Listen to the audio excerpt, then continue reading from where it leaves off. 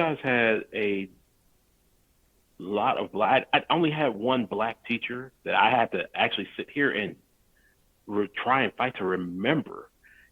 He was a PE teacher, and he was a bit of a dick, but it was. I mean, yeah, I guess it's because I grew up where I grew up.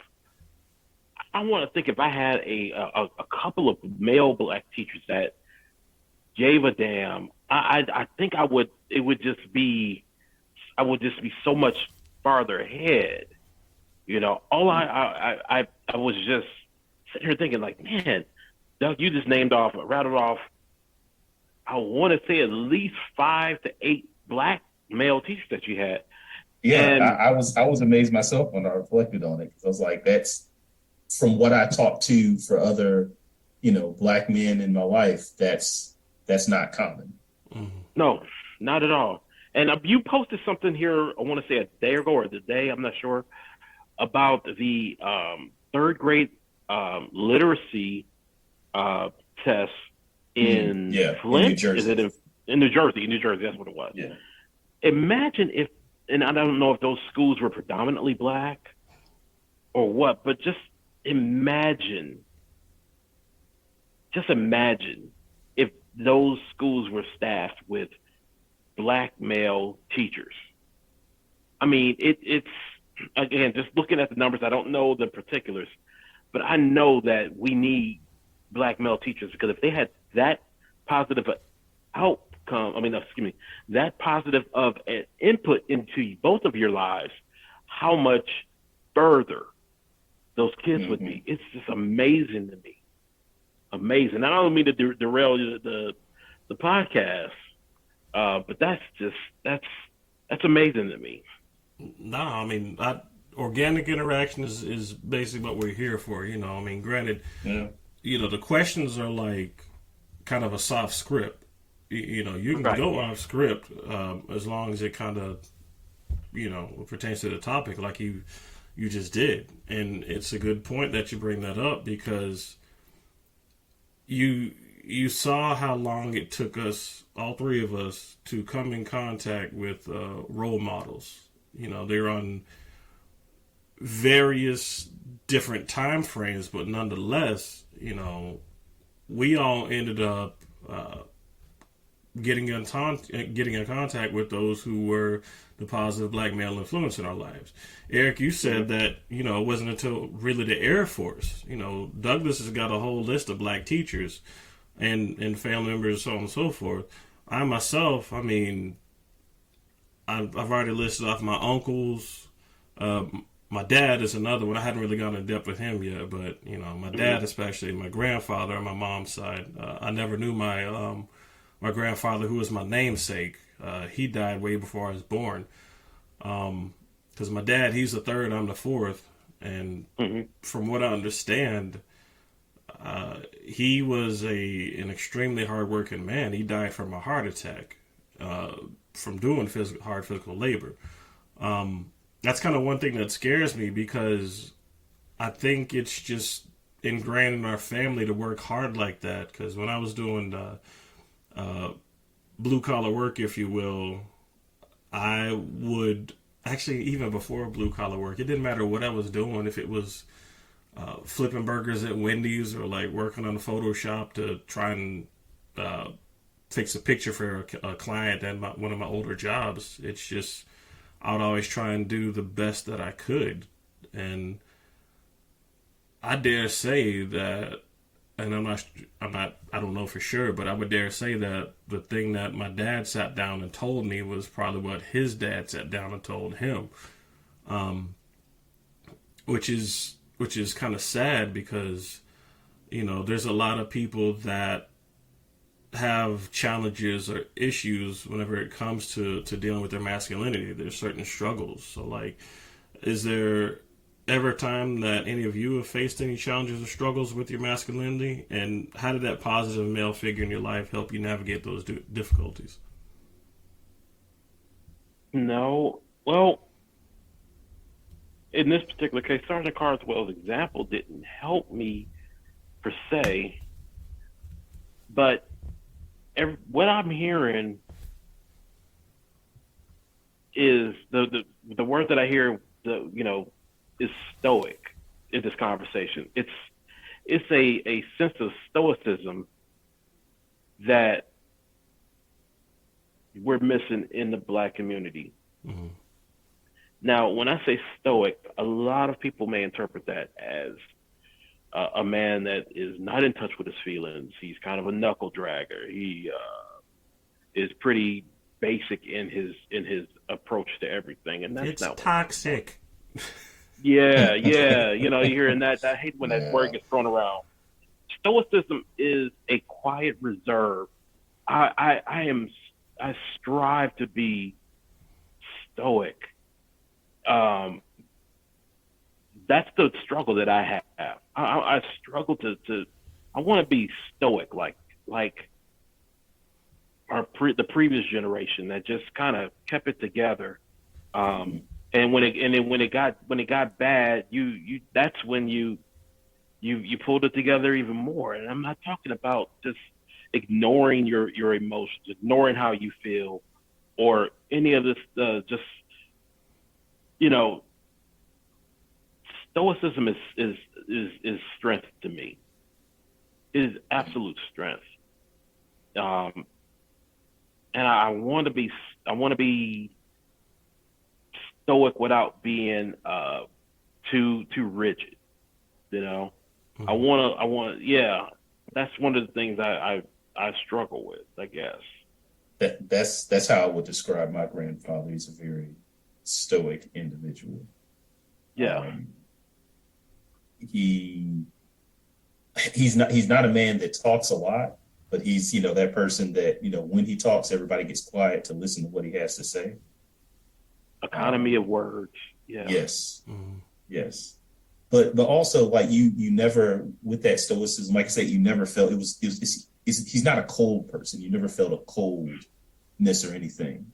He was always a warmth and a loving, and my house is open. I mean, my grandparents' house has always been that place where that's where all the family gathers. So, like, go to church, even if you're going to 2 or 3 different churches in the area.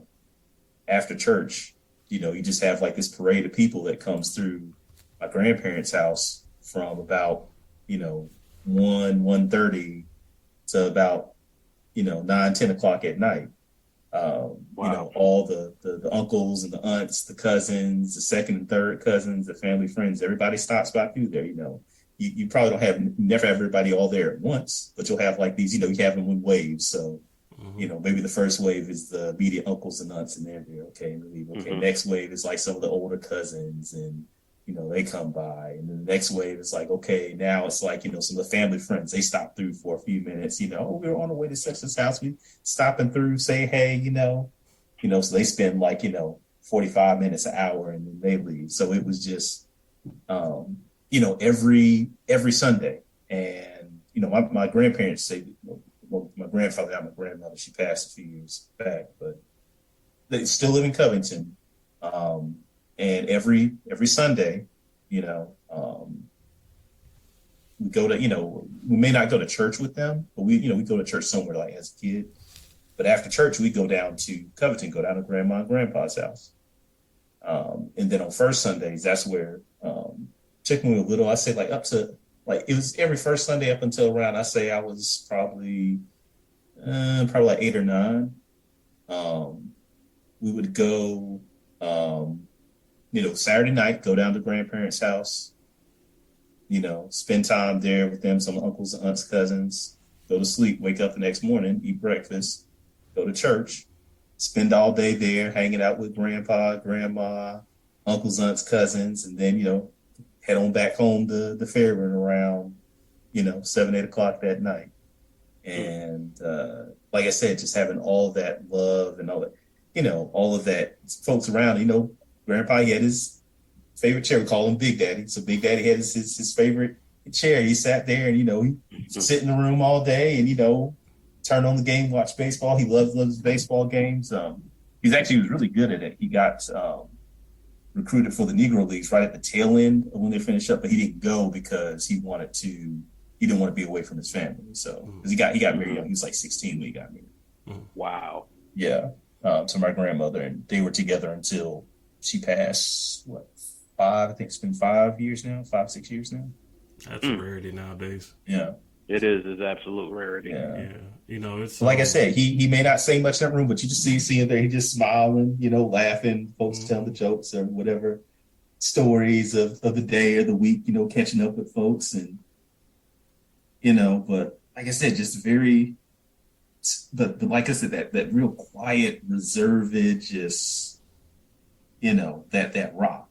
And like I said, versus my dad is like that classical kind of every man. He's got a friend in every room, every place he goes. Never met a stranger. Yeah. Never met a stranger. Never. Yeah. I got a couple of good friends that are like that. Yeah. And my dad, he was a social worker, so he worked with black kids in the ghetto. Like we had the housing projects around Atlanta. He used to go into those housing projects and he'd work with the youth there. I remember that very clearly. So he was, he ran several mentoring programs for young black men. Mm-hmm. I mean, yeah, so really, I guess another thing that kind of I got from him is that that love or that importance of giving back and making sure you're pouring into your community. Because my dad was always him. But also learned you got to have a balance of it, because some of his mistakes had to do with him doing too much and not being maybe around the family as much as he probably should, because he's trying to help. So maybe extending himself too much. So that kind of having that balance, that was one of the things that, he kind of taught me just from his example. But yeah, that's, gosh, so many good memories now. Think of all this. It sounds like your father was I guess you could say like an emissary of goodwill that represented the positive aspects of community. In a sense, it was almost like not really a silent leader, but he was a leader. He was a pillar, and that reminds me of how my dad was, because, like I said, it doesn't matter if he's at work, we're at Walmart trying to go out on the milk aisle. I mean, he knows people. And this was back when neighborhoods were actually neighborhoods. You couldn't drive down the street without having somebody honk at you or wave at you. Now you'll be lucky if you even hear like somebody screeching their tires because they're trying to get away from you or something. Like there is no major interaction. Yeah. And there's no sense of community in the community. Right. And I firmly believe that's something else that the men provided too. Now, granted, it was a two-parter, because you had, let's say, the older men and the older women. The men would go ahead and extend the olive branch, and the women would follow up, because they would either bake something or they like in the case of my neighbors when I used to live in Douglasville, and I was still married at the time. We had just had our daughter.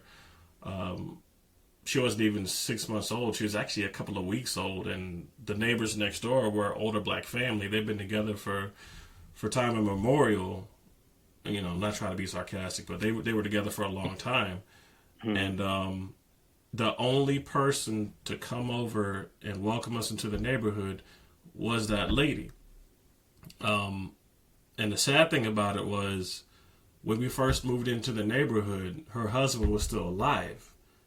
And we came over, we talked for a minute, the husband and wife, I think some of her family. I mean, it was like that old neighborhood feeling.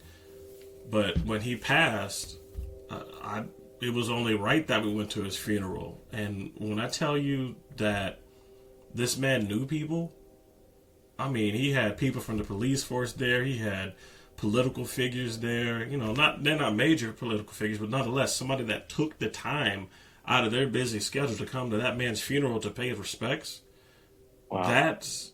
That is a leadership that we don't really have much of anymore. And one major reason why is because we've all had the talk, the black talk.